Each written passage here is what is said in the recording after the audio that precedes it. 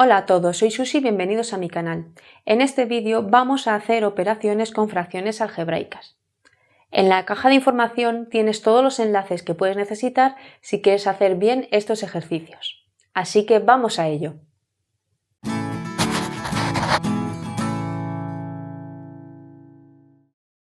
Estos son los ejercicios que vamos a resolver. Puedes parar el vídeo, copiar los ejercicios y resolverlos. Luego puedes continuar viendo el vídeo para ver cómo se resuelven. Aquí tenemos tres fracciones algebraicas que se están sumando y además en los denominadores no tenemos números, tenemos letras. Ya sabéis que si no tienen el mismo denominador hay que buscar el mínimo común múltiplo para convertirlo en el denominador común. Pues en este caso, ¿cómo se hace cuando hay letras? ¿Cómo se hace para hallar el mínimo común múltiplo? Cogemos cada término, en este caso x cuadrado y x cuadrado menos 1 y lo factorizamos exactamente igual. X es x cuadrado es x por x y x cuadrado menos 1 viene de una identidad notable de suma por diferencia. Esto ya de tanto practicarlo lo veréis rápido. Si lleváis poco con las identidades notables probablemente no lo veáis tan rápido, ¿vale? Y si necesitáis repasarlo tenéis los enlaces en la caja de información. Pero esto ya, después de haber practicado tantas identidades notables, detectáis rápido que esto viene de suma por diferencia.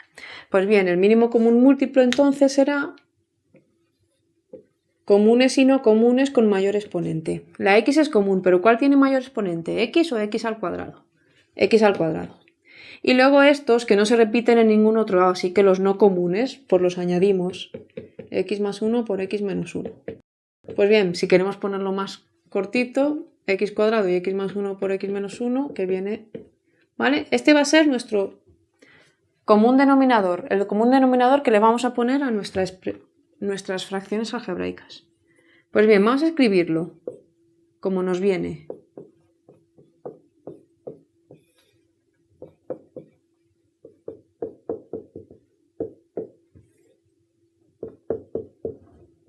Bien, yo lo escribo así, además pongo entre paréntesis cuando hay más de un término para luego no liarme. Esto es muy importante porque cuando hay negativos os suele liar si no le ponéis paréntesis, ¿vale? Yo me he acostumbrado así y así nunca me equivoco.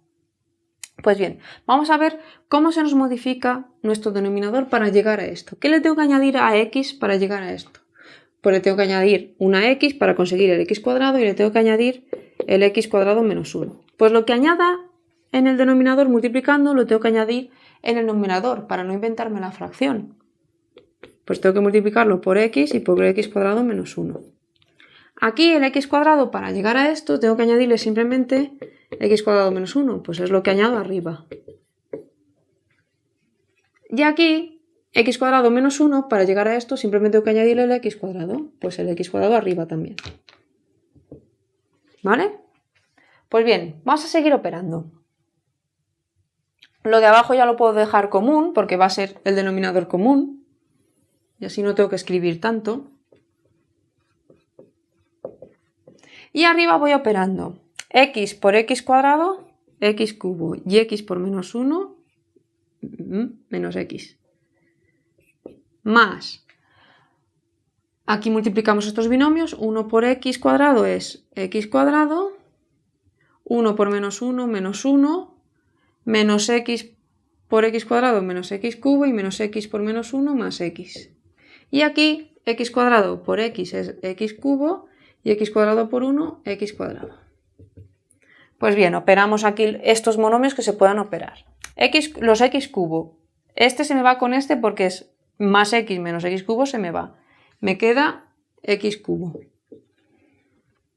Luego de x cuadrado tengo este y este, así que me queda más 2x cuadrado. De la x tengo menos x con más x que se me va y de menos 1 tengo este. Y aquí abajo me queda el denominador común. ¿Vale? Una vez que he hallado finalmente la fracción, esa es mi solución sin simplificar.